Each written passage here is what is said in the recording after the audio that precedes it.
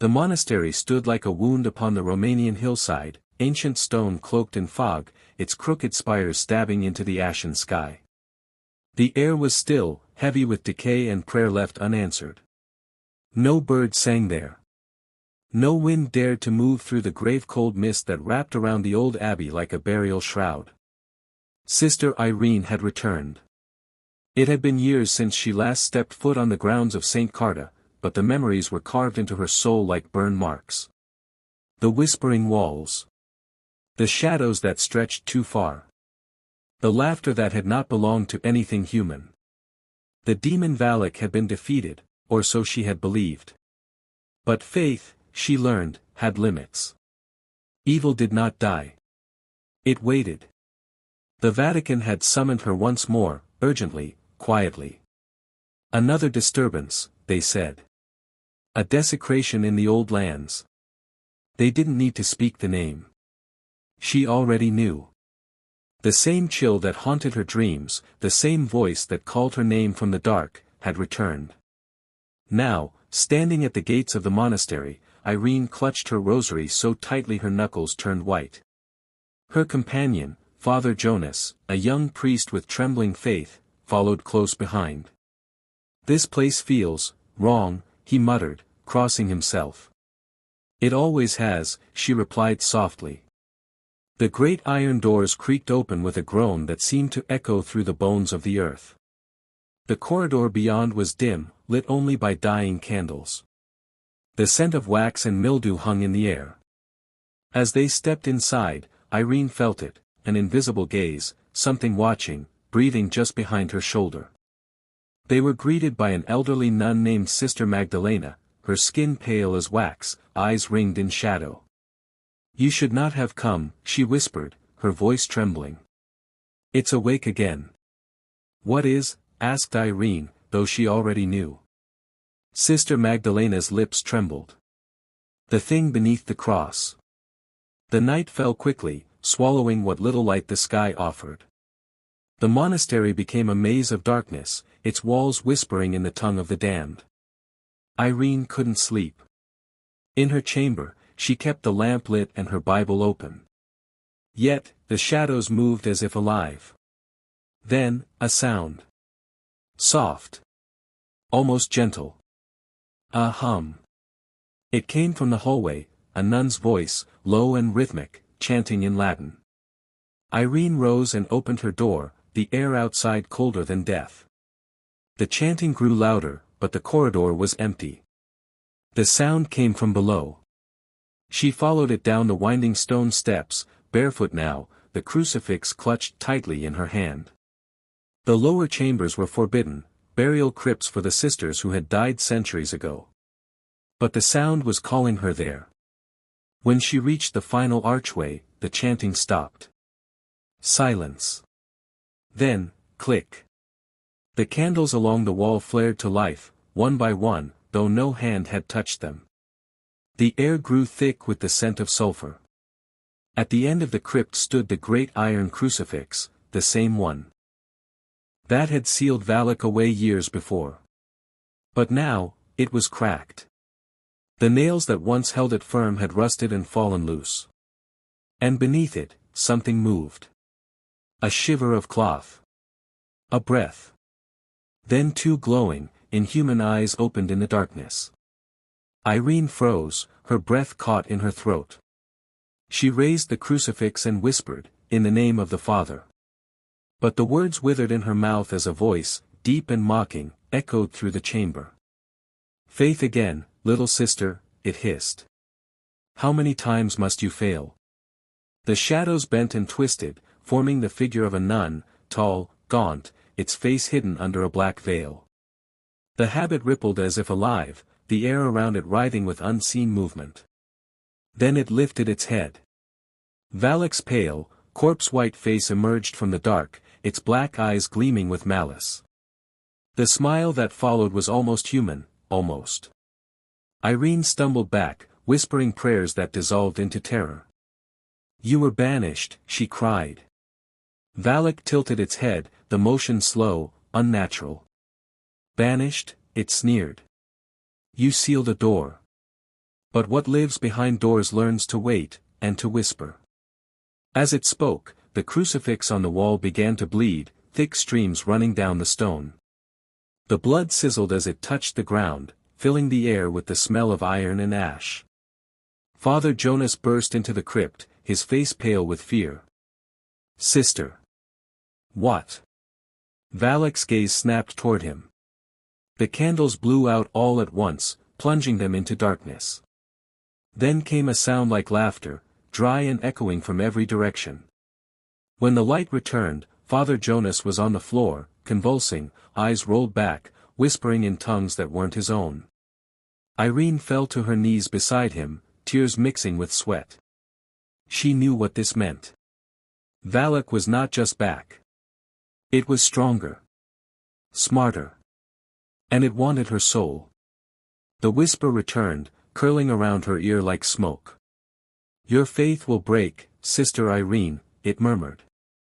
"And when it does, I will wear your face." The candles went out again. And this time, something cold and unseen brushed her cheek, like a kiss from the grave. Morning never truly came to St. Carta.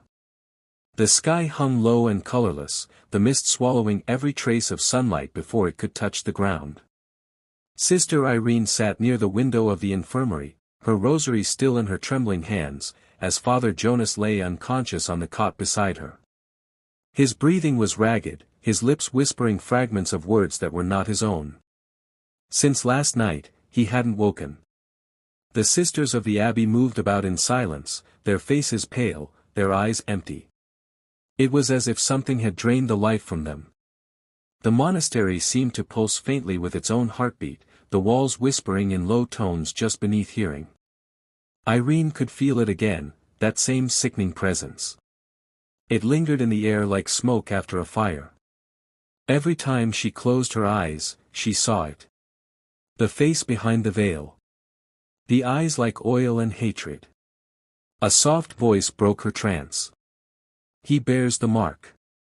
Irene turned. Sister Magdalena stood in the doorway, clutching a candle that flickered violently in the stale air. "What do you mean?" The older nun hesitated, then lifted Father Jonas's sleeve. Carved into his arm, as if by invisible claws, was a symbol, an inverted cross surrounded by strange runes. The skin around it was blackened, burned from within. "It appeared at dawn," Magdalena whispered. "The demon is claiming him." Irene swallowed hard. "Then it's spreading faster than before." That evening, the Vatican messenger arrived, a man dressed in black, his face hidden by the hood of his cloak. He carried an ancient text bound in cracked leather.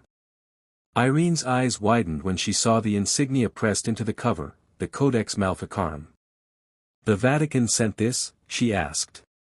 The man nodded. "They believe what plagues this monastery is not merely a haunting. It's a reawakening." He placed the book upon the table. The pages were filled with accounts of forbidden rituals, names of demons long forgotten, and drawings that seemed to twist as one looked at them. Then Irene saw it, a familiar sigil, drawn in crimson ink. Valak's mark. Beneath it, a note written in trembling script. "When the seal is cracked, the vessel shall return. The body of the chosen shall serve as the gate." Her eyes flicked toward Father Jonas. A gust of wind blew through the chamber, snuffing out every candle. The messenger's hood fell back, and his skin was already ashen, eyes hollow. He opened his mouth to speak, but only dust came out. His body collapsed to the ground in silence. Irene gasped, stumbling backward. The pages of the book began to turn on their own, faster and faster, until they stopped on a single image, Valak, crowned in flame, surrounded by kneeling figures in nuns' habits. Below it, the words glowed faintly as if written in blood. "Faith feeds me. Fear frees me." The walls began to tremble. A low hum, almost like chanting, rose from the depths of the monastery. Irene rushed to the window, but outside, the courtyard was empty. No one there. Only shadows moving where no one walked. Then, the bells began to ring. Their sound was twisted, discordant, as if the metal itself screamed. The sisters gathered in terror, covering their ears, crying prayers into the mist. Sister Irene ran to the bell tower, her heart pounding. She climbed the narrow steps two at a time, the wooden boards creaking under her feet. The air grew colder the higher she went, until her breath came out in white clouds. At the top, she froze. The ropes were moving on their own, swinging wildly as the bells clanged. And in the shadows near the rafters, she saw her. The nun. Her black habit fluttered though there was no wind, her face pale and grinning. The eyes, those black, endless pits, were locked on Irene. "You should have stayed away," Valak hissed, voice echoing like a chorus of serpents. Irene raised her crucifix. "By the blood of Christ, I command you." Valak laughed, a sound that made the air vibrate. "You command nothing." The bells stopped suddenly. The silence was worse than the sound. Then, a whisper, close, too close. "Do you know why I chose him?"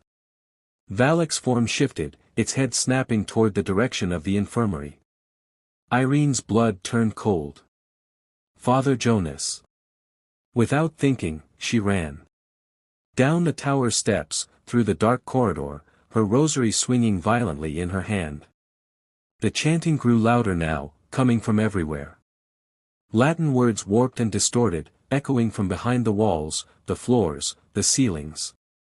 When she reached the infirmary, her breath caught in her throat. The bed was empty. Blood smeared across the sheets, forming a circle on the floor. In the center of it, the same sigil burned faintly, smoke rising. Sister Magdalena stood at the doorway, trembling. "He's gone."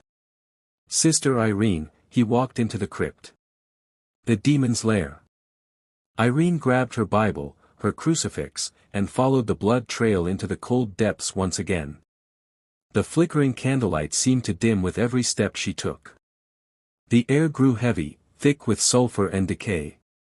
At the end of the corridor, she saw him, Father Jonas, kneeling before the cracked cross, his eyes open but lifeless. His lips moved, whispering something too soft to hear. Then, slowly, he turned toward her. His eyes were no longer his own. "Irene," he said, voice deeper, colder, wrong. "It's waiting for you now."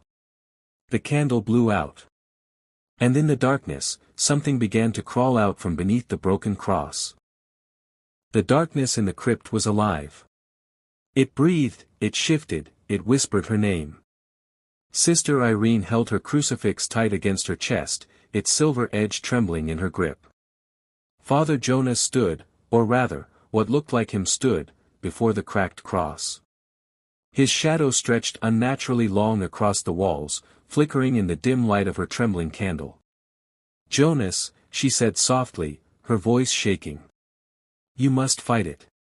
But his smile was wrong, too wide, too still. The corners of his lips cracked slightly as he spoke.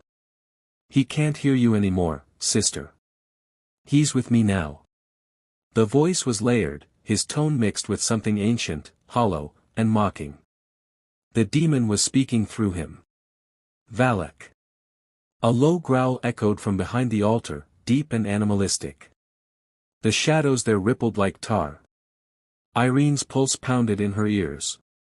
She lifted her Bible and began to recite the rite of exorcism, her voice steady despite the terror clawing at her chest. "In the name of our Lord Jesus Christ, may you be driven out, unclean spirit." "Enough." The word roared from Jonas's throat, echoing through the crypt with unnatural force. The ground shook violently, sending dust and fragments of stone raining down from the ceiling. The candle went out. Then silence. Total, smothering silence. Irene lit a match, her hand trembling. The brief flicker of flame revealed a trail of blood seeping from beneath the altar, thick, black-red, and still warm. It flowed toward her feet, tracing a path like a serpent. She took a step back. The air grew colder. From the altar, something rose, a hand, pale and clawed, slick with blood. Then another. And then the face emerged, white as bone, eyes black as night, lips twisted in that same wicked grin. Valak. But this time, the demon's veil was torn, revealing a mouth that seemed far too wide for its face, lined with jagged, shadowy teeth. It hissed, the sound like wind through a graveyard. "Did you miss me, little saint?" Irene raised the crucifix. "You will not win again." Valak's head tilted, slowly. "Win? I already have. You carry the faith that feeds me. Every prayer, every tear, every fear, each one makes me stronger." Then, the walls began to weep. Thick streams of dark blood poured from the stone, coating the floor in crimson. The crucifixes hanging on the walls turned upside down one by one, their metal glowing faintly as if alive. Father Jonas began to convulse, his body jerking violently. Irene rushed toward him, but the demon's voice stopped her cold. "Touch him, and you will join him." Jonas screamed, his voice torn between agony and ecstasy, as his eyes turned pure black. Then his hands shot forward, seizing Irene's throat with inhuman strength. She gasped, choking, trying to pry his fingers away. "Jonas! It's not you," she managed to cry out. For a moment, she saw it, the faintest flicker of recognition in his eyes.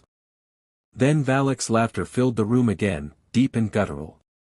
He threw her across the floor like a doll. She slammed into the wall, her vision blurring. Her crucifix clattered across the stones. The demon loomed closer, its shadow stretching across her like a living darkness. "Do you know what your faith cost me, Sister Irene?" it whispered, its voice low and venomous. "Centuries of silence. But silence breeds hunger. And now I am starving." It reached down, one clawed hand brushing her cheek. The touch burned like acid. She screamed, pushing herself back, scrambling for her crucifix. Valak's smile widened. "So much light in you. So much doubt hiding beneath it." And then, it vanished. Gone. Only the echo of its laughter remained. Irene sat there, shaking, her chest heaving. She looked toward the altar. Father Jonas was gone, the blood trail leading deeper into the catacombs. Something shifted behind her. She spun around, nothing. The silence pressed in again. Her candle flickered weakly, revealing a series of faint carvings along the wall. She leaned closer. They weren't random scratches, they were words, etched into the stone centuries ago. Latin. The Mother of Shadows was born beneath the veil. Her breath caught. "The Mother of Shadows," she repeated. She had read those words before, in an old Vatican report about a cult that worshipped Valak not just as a demon, but as a divine being, the origin of their faith in darkness. They called themselves the Order of the Veil. A noise interrupted her thoughts, soft footsteps echoing from the corridor. She turned her candle toward the sound. "Jonas?" she whispered. No answer. She took one cautious step forward. Then another. The footsteps stopped. Her candle flickered out. Something whispered in the dark, right beside her ear. A voice soft as breath. "She's coming." Her heart froze. From the blackness ahead, dozens of eyes opened, glowing faintly like dying embers. Figures in nuns' habits began to emerge, their faces twisted, mouths sewn shut with wire. They surrounded her slowly, moving in perfect silence. And behind them, she saw it, an altar carved from bone, and upon it, a great, black veil fluttering though no wind touched it. Irene's body trembled as a low hum filled the air, a prayer, ancient and foul. The veil began to rise. Something vast stirred behind it. And for the first time, Sister Irene realized Valak was not just a demon. It was a doorway. The chanting filled the catacombs like a river of madness. Low, rhythmic, and inhuman, it vibrated through the stone floor beneath Sister Irene's knees. The flickering glow of her candle revealed the unholy congregation, figures in torn habits swaying in a circle around the bone-carved altar. Their faces were pale masks of devotion and decay, eyes sunken, lips sewn shut with black thread. And above them, the black veil hung suspended in the air, rippling as if it breathed. The hum grew louder, ancient words repeated again and again, words no living tongue should ever utter. Irene's stomach turned as she realized what she was hearing. It wasn't prayer. It was invocation. She crouched behind one of the crumbling pillars, clutching her crucifix, whispering to herself, "In the name of Christ, deliver me from evil." But the words trembled on her lips. From the shadows near the altar, a figure emerged, Father Jonas. His face was pale, his eyes clouded with black veins spidering beneath the skin. He moved with slow reverence, as if in a trance, his hands dripping blood. In his grasp, he carried a chalice carved from bone. "No," Irene whispered, her voice breaking. "Jonas, don't do this." But his expression was empty. The voice that spoke through him was not his. "The blood sanctifies. The veil awakens. The Mother of Shadows demands her vessel." He lifted the chalice high, and the chanting ceased. The silence that followed was suffocating. Even the air seemed to stop moving. Then, slowly, he poured the contents of the chalice onto the altar. The blood hissed as it touched the surface, steaming and seeping through the cracks. The veil began to twist violently, its color deepening from black to a shimmering void. Beneath it, something moved, something that pressed against the fabric of reality like claws scraping from the other side. Irene stepped out from her hiding place, tears cutting through the dirt on her face. "Jonas!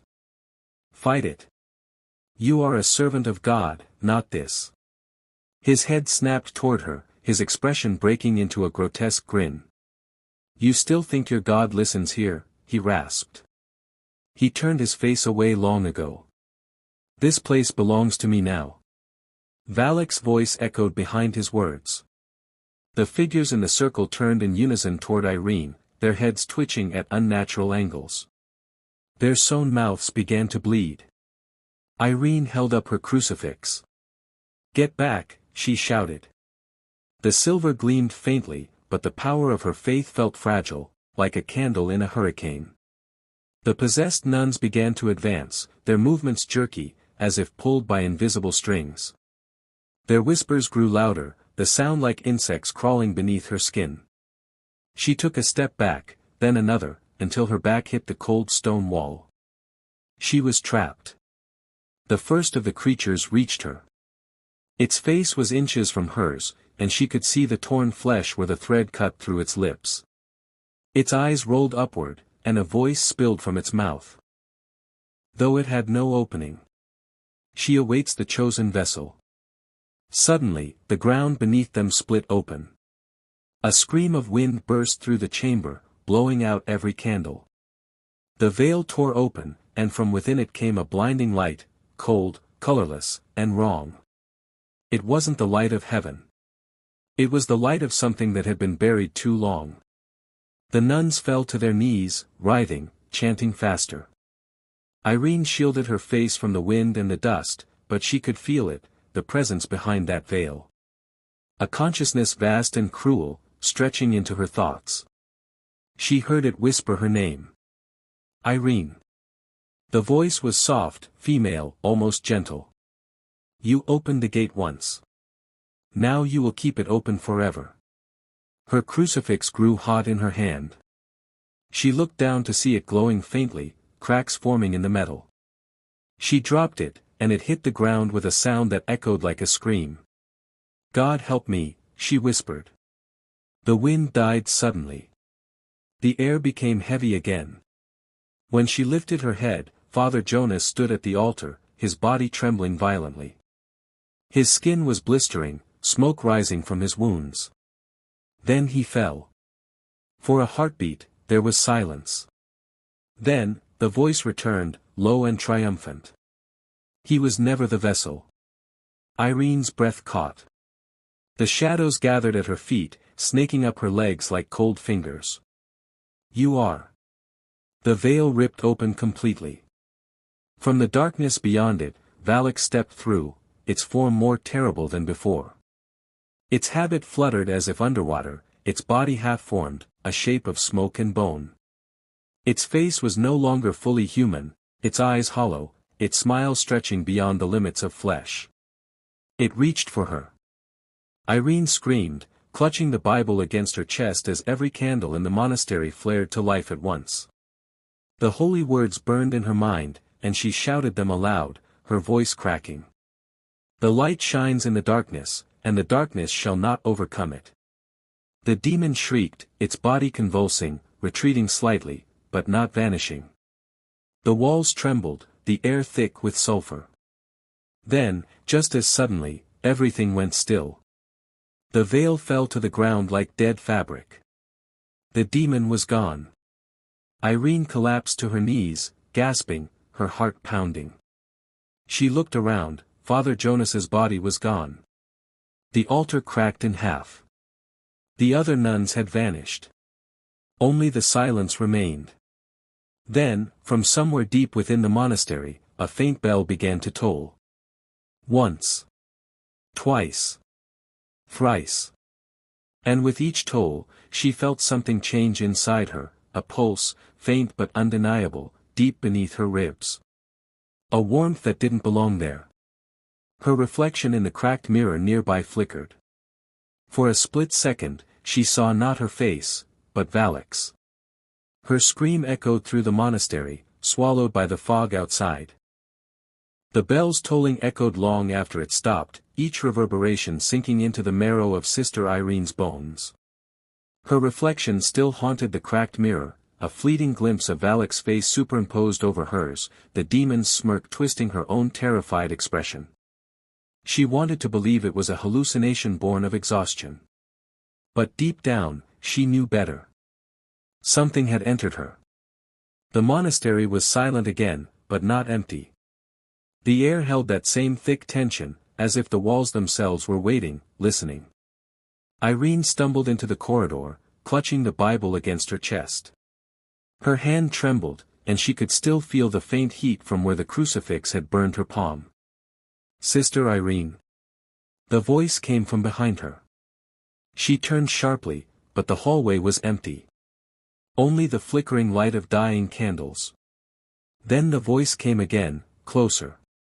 Sister Irene. It wasn't human this time. It slithered into her mind like smoke. Her breath caught. She could feel it, something crawling beneath her skin, whispering beneath her heartbeat. The same cold laughter she had heard in the crypt now hummed inside her skull. You opened the gate. Now you will keep it open. No, she whispered, gripping her rosary tighter. You won't take me. You can't. The candles along the corridor went out one by one, until she stood in total darkness. Then, click. The last candle flared to life at the far end of the hall. And beneath its light stood Father Jonas. Or what was left of him. His face was pale, stretched, as if the skin barely clung to the bone. His eyes were pits of ink. His lips parted, revealing a mouth full of blackened teeth. I tried to resist, he said, his voice echoing oddly, as if more than one voice spoke through him. But she's already inside you. Jonas, listen to me. She's using you, he interrupted. Your faith is her vessel. You pray, she grows. You doubt, she feeds. His hand reached toward her, trembling. You can't cast out what's become part of you. She shook her head violently. That's not true. But even as she said it, a sharp pain bloomed behind her eyes. Her vision blurred. The world seemed to tilt, and she fell to her knees. The Bible slipped from her grasp. Yes, the voice whispered from within her. Pray harder, little saint. Every word brings me closer. No, she screamed, clutching her head. Leave me. Father Jonas stepped closer. The only way to stop her is to end the vessel, he said softly. His face twitched, his tone wavering between pity and command. End yourself before she takes full control. Irene looked up, horror in her eyes. You're asking me to. I'm not asking, he whispered. I'm begging.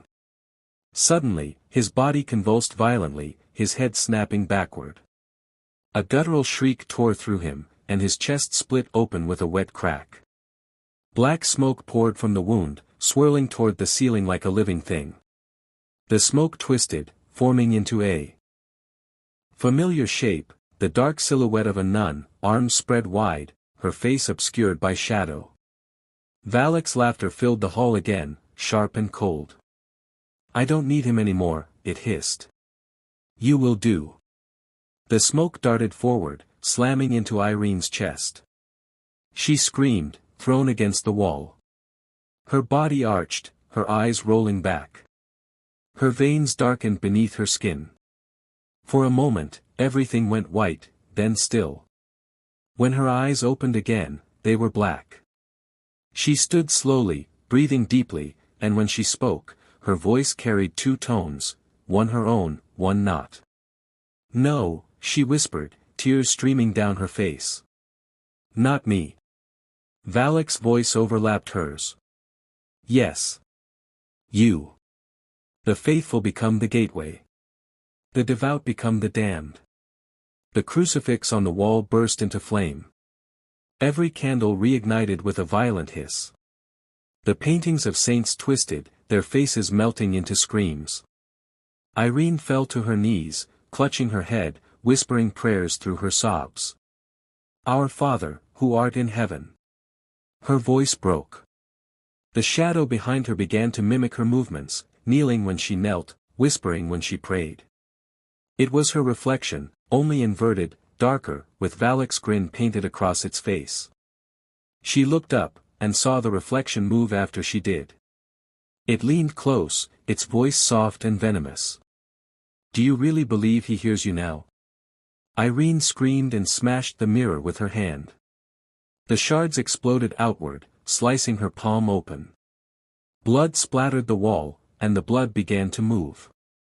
It crawled downward, forming the same symbol she had seen burned into Jonas's arm, the inverted cross surrounded by runes. The mark of the vessel. She stumbled backward, her breath shaking, when she heard something, footsteps.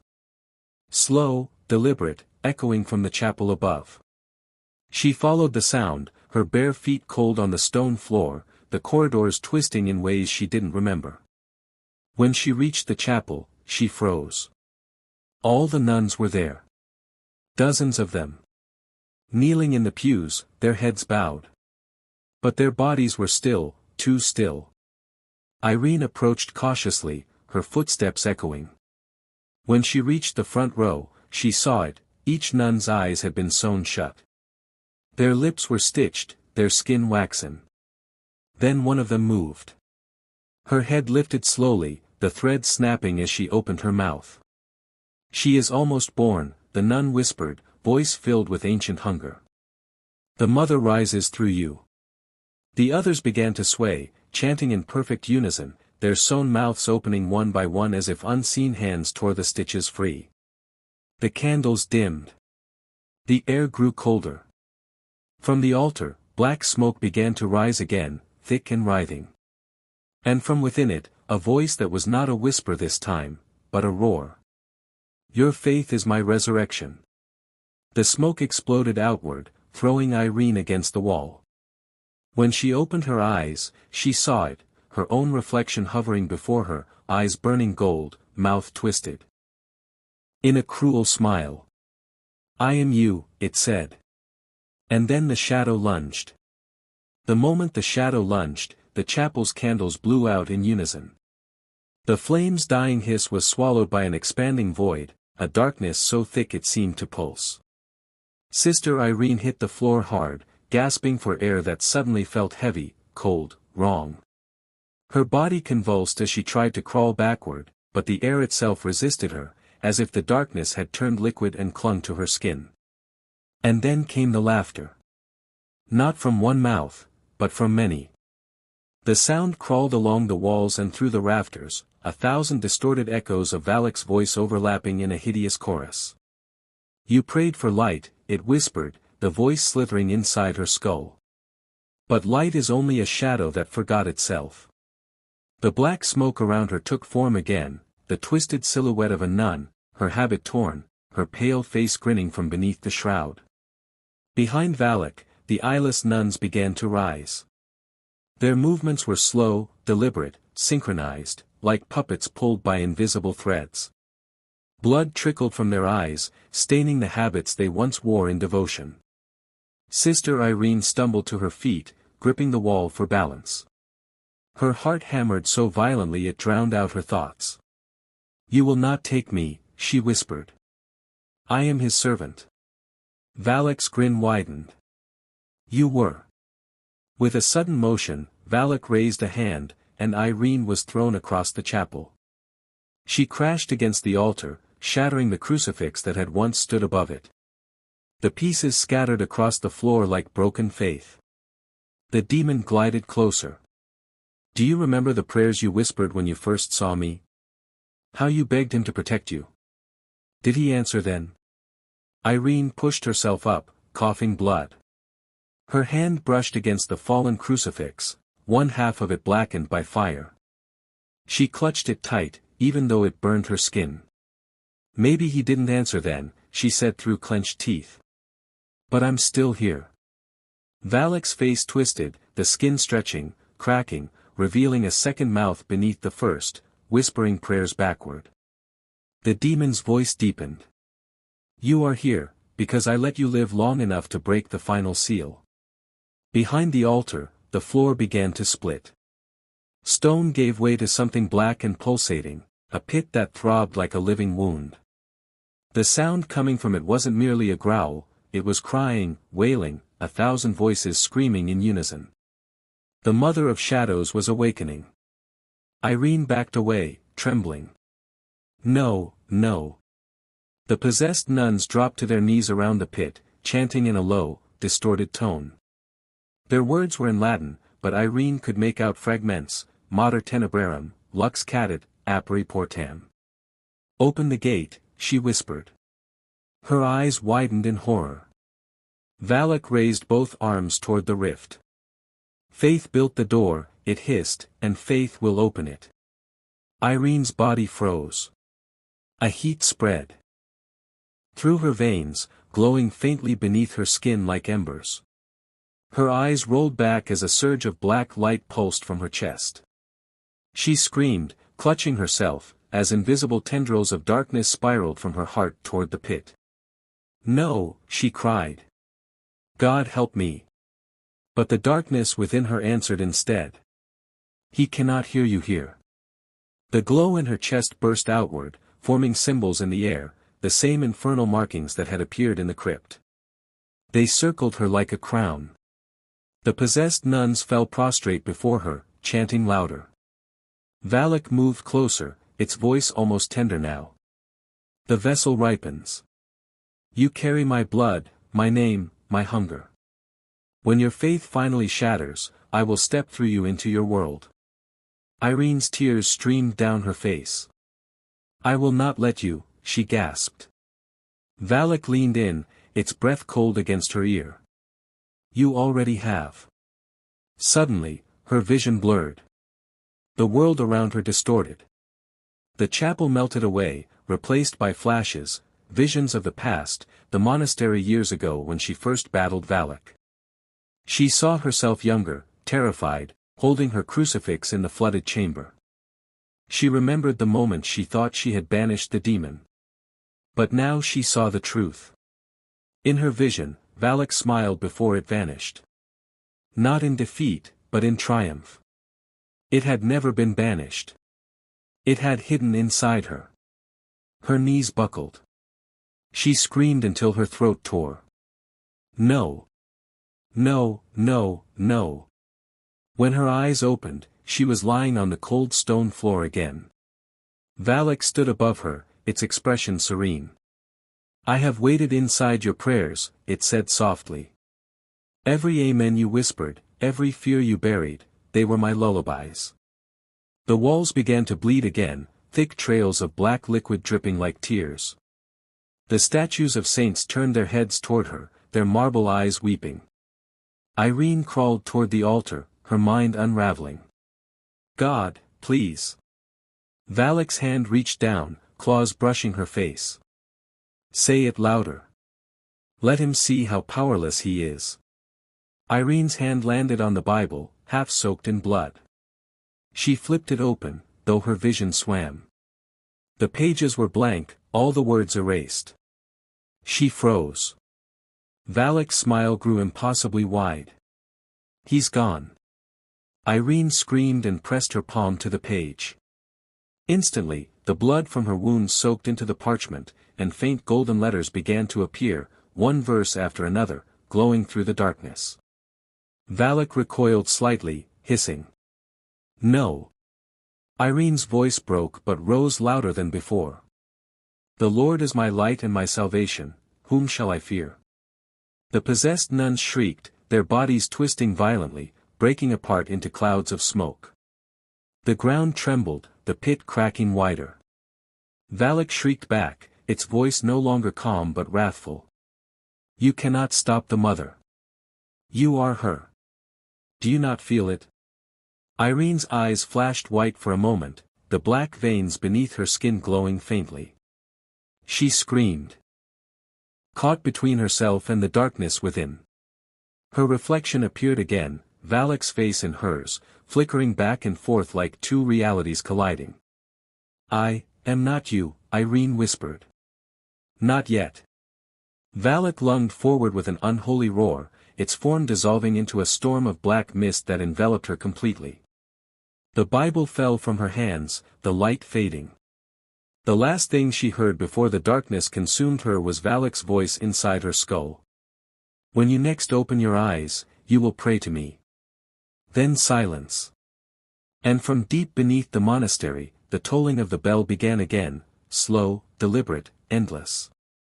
Silence hung heavy over the ruins of the monastery, a silence that was alive. The black clouds that had devoured the Romanian sky now pulsed like a heartbeat, flickering with red veins of lightning that illuminated the jagged spires. The air was ash and whisper. The world seemed to hold its breath. And then, Sister Irene opened her eyes.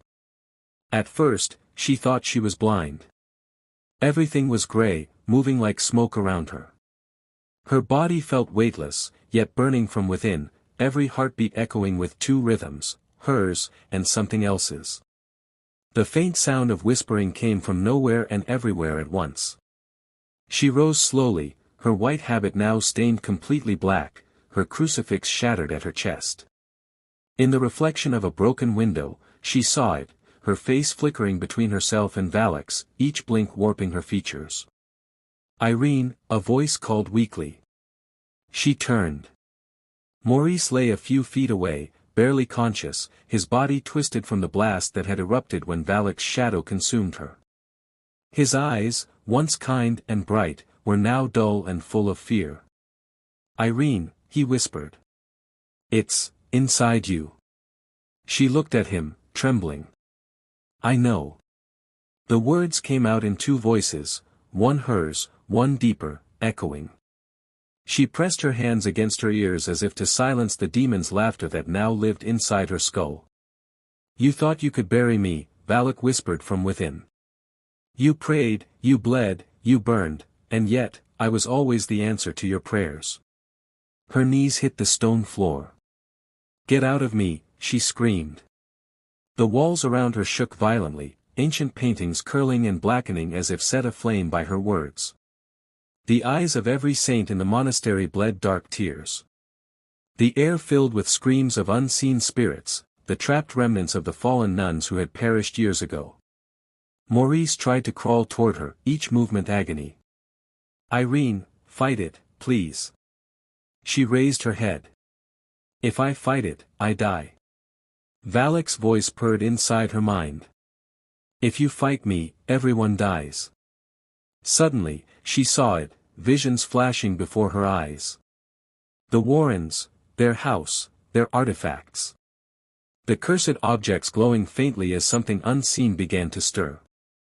The ripple of Valak's return spreading far beyond the monastery, across countries, across faith, across time. Valak wasn't just rising here. It was spreading. Irene gritted her teeth, blood dripping from her nose. No. You won't touch them. She stumbled to her feet, clutching her side. If I'm your vessel, she said, then I'll end you with me. Valak laughed, the sound echoing through her skull like breaking glass. You would destroy yourself to stop me? Then you have learned nothing from your precious God. Her reply was a whisper, but it burned with fury. Maybe I finally have. She turned toward the altar, or what was left of it. The Bible lay open on the floor, glowing faintly with golden light, its pages fluttering though no wind blew. The pit beneath it still pulsed like a living wound, spewing black mist. Maurice coughed violently, reaching out. Don't do it, please. But Irene's eyes were fixed on the light. She stepped forward, her bare feet bleeding on the stone, the glow of the scripture reflecting in her tear-streaked face. Her voice trembled as she began to pray, but the words weren't her own. They came from deep within, older than any church prayer, older than human language itself. A tongue of creation, of power. Valak screamed inside her. Stop. You do not know what you summon. But she continued, louder, the air vibrating with each word. Her hair whipped violently around her face as the ground split open wider, the black mist screaming as it tried to escape. The monastery's walls crumbled, revealing the storm outside, the sky swirling into a black vortex directly above. Bolts of light and shadow clashed in the heavens, like the war of two gods. Maurice covered his face, crying out. Irene. And then, everything went white. The explosion of holy and unholy light consumed the entire monastery. For a moment, the world itself stopped moving. When the dust settled, there was no Valak. No pit. No sound. Only the faint crackle of dying fire. Maurice crawled through the rubble, bloodied and broken, calling her name. Irene, please. He found her lying beneath what had once been the altar. Her eyes were closed, her hands clasped around the glowing Bible. The faintest smile touched her lips. He shook her gently. Irene? Nothing. A single tear fell from his cheek as he bowed his head. She did it, he whispered. But then, her hand twitched. Maurice froze.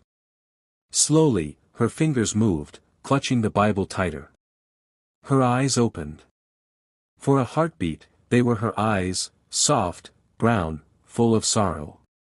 But then they flickered, gold, then black, then gold again. She sat up slowly. Irene? Maurice whispered. Her voice was low, distorted. It's over. Maurice tried to help her up. Let's get you out of here. We'll go. She turned to him, and for just an instant, her face shifted, Valak's sneer flickering across her features like a shadow under glass. Maurice stumbled back, terrified. No, no. She smiled sadly. Pray for me, Maurice. Pray for everyone. And then her body went still.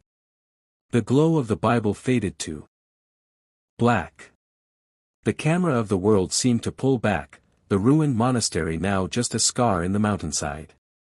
The wind howled through the broken windows, carrying a faint sound, the toll of a bell. 1. 2. 3. Then, silence.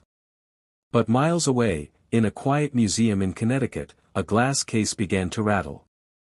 Inside, a small relic, a rosary once belonging to Sister Irene, started to bleed black. Lorraine Warren, asleep in her bed, sat upright with a gasp, clutching her chest. Her eyes widened in terror as a whisper brushed her ear. The Mother of Shadows walks again. Her hand trembled as she reached for Ed. It's not over, she whispered. Valak's not gone. Lightning illuminated the window, and in the reflection, just behind her, stood a faint, grinning figure in a torn black habit. The nun smiled. And whispered, Amen. End of the Nun 3.